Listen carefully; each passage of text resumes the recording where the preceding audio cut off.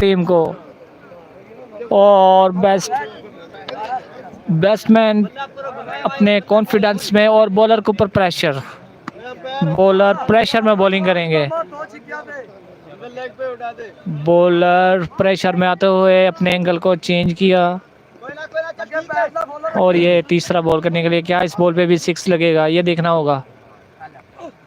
और ये भी 3 बॉल 3 सिक्सेस, 3 बॉलों पर 3 छक्के।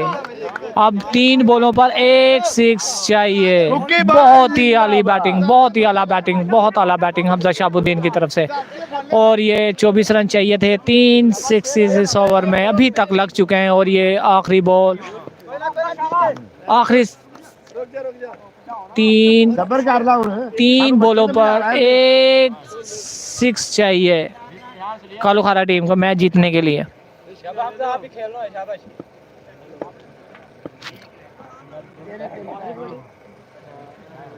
पहले मैच में भी अच्छी बॉलिंग, पहला ओवर भी अच्छा ओवर किया और ये बहुत आला बॉल थी, ये बहुत आला बॉल थी, लेकिन ये बैट्समैन 2 रन बनाने में कामयाब हो गए।